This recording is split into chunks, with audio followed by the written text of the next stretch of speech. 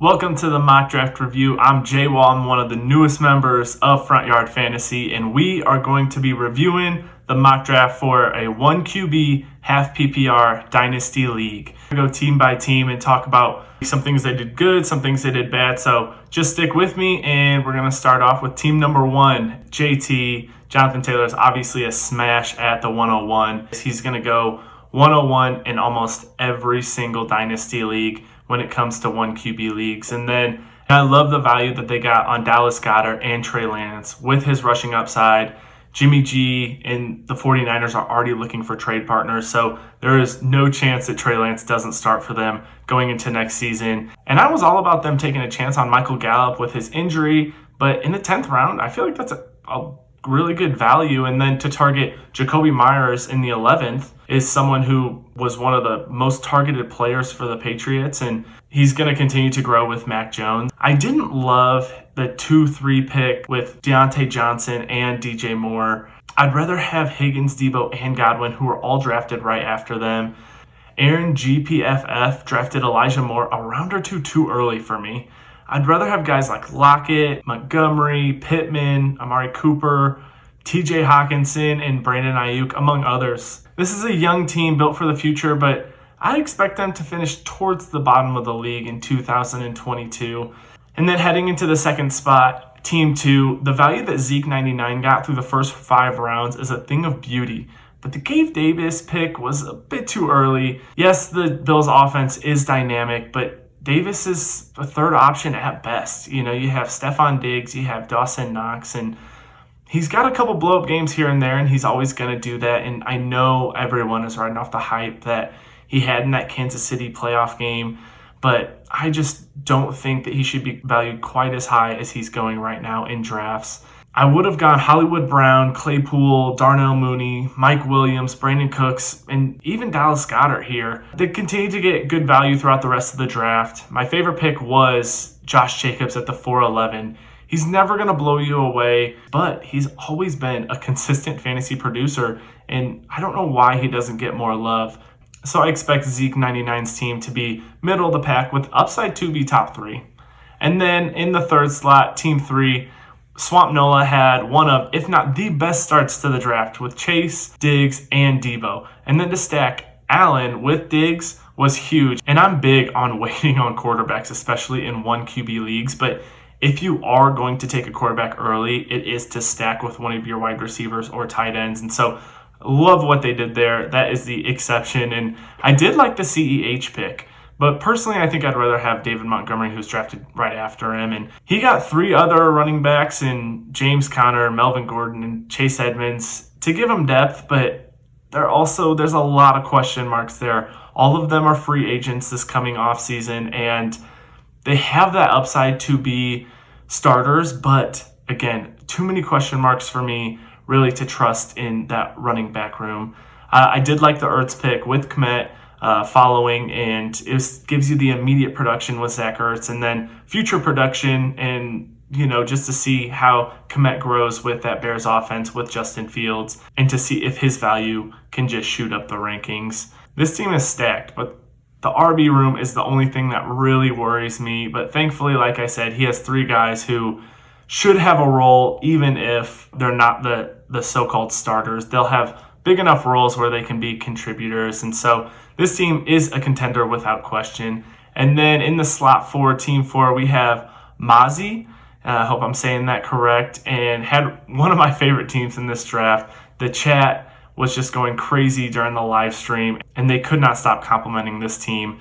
Every pick was good. The only complaint I could come up with was drafting Rashad Penny in the 8th round, but even that isn't that bad of a pick. There is some upside that he could be the starter next year in Seattle. I just don't really want to put my hope in that, and at this point I was just nitpicking his team, and the lack of youth at running back is something that they can address later, but this team is absolutely the favorite team in this league to win in 2022.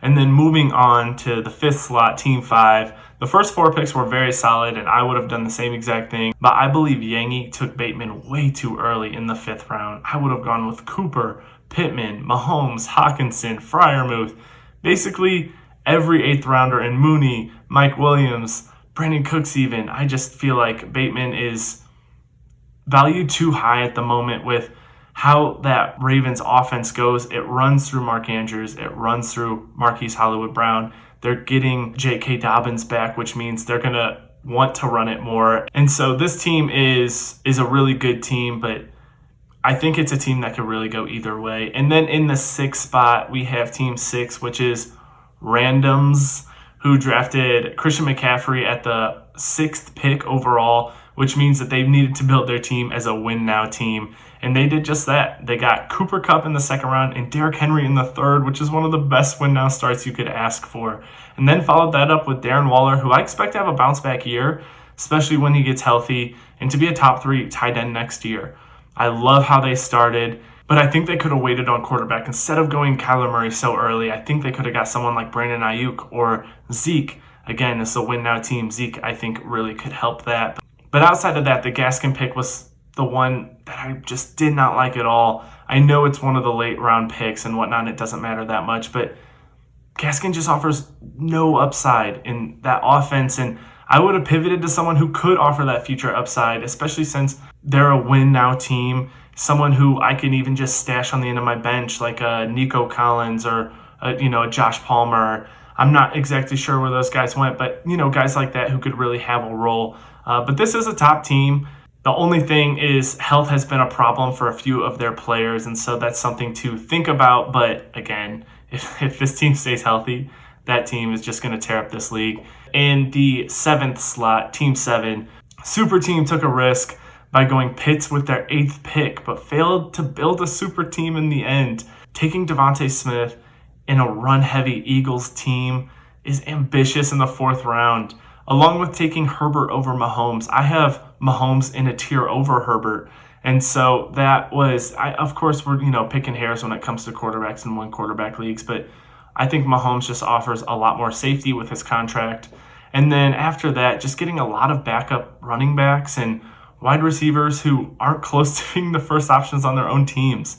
This is a bottom 3 team in my eyes, and this would be a team that, if I had it, I'd probably want to trade away all my assets that aren't young and hopes to get more draft capital and then, kind of have a rebuild year. And then in the 8th spot, we have Snyderman 19, who auto-drafted much of his team. We won't spend a ton of time on it. Obviously, Lamar Jackson in that 1st round was an auto pick, so that's not something that is typically normal. But what I see is it's a little bit more of a win-now team with a lot of question marks. I mean, you have Michael Thomas, Juju Smith-Schuster, Allen Robinson, and DJ Chark, who are all coming off of injuries, serious injuries, or just down years.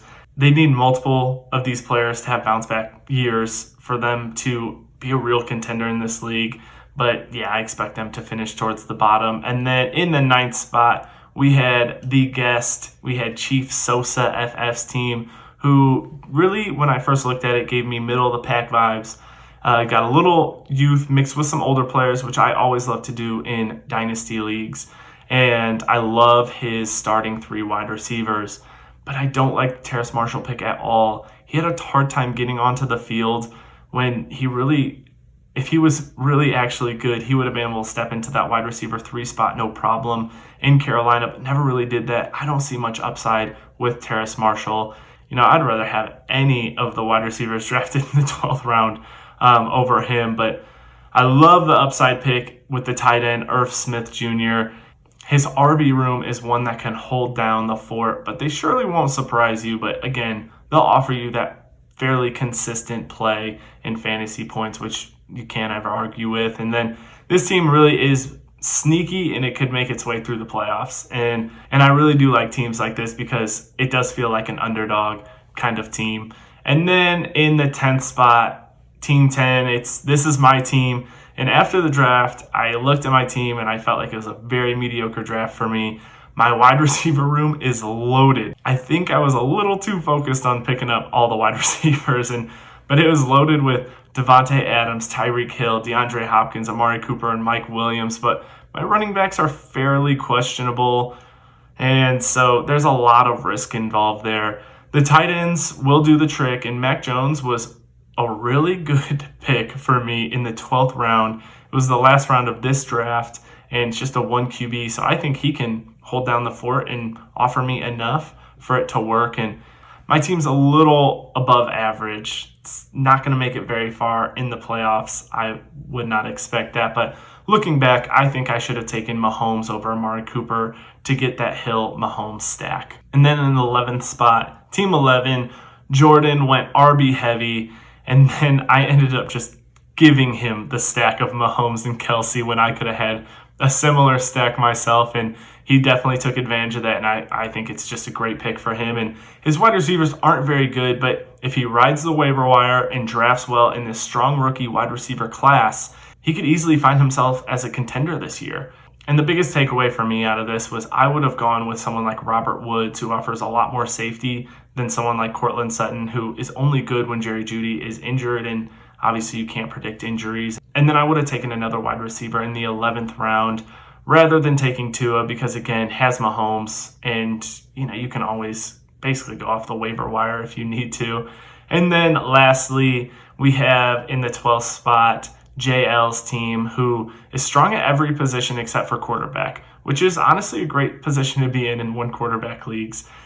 I do hate the Kenny Golladay pick, but he also did too. And it felt like every time someone else was drafting, he was like, well, I'd rather have that player over Kenny G. I'd rather have that player over Kenny G. And so really, I was with him in that whole thing. But him having Fields and Wentz as your quarterbacks is pretty rough, but it's definitely something he could target a quarterback in the draft. I know a lot of them will probably fall in rookie drafts, and so that's something that he could target and just hope one of those quarterbacks pan out. And if not, you can always target an older quarterback like Tannehill or Cousins or even someone like Carr through trade, who might be a little bit more consistent than these guys. I do like JL's team, and like my team, JL should make the playoffs, but he probably won't do much in them.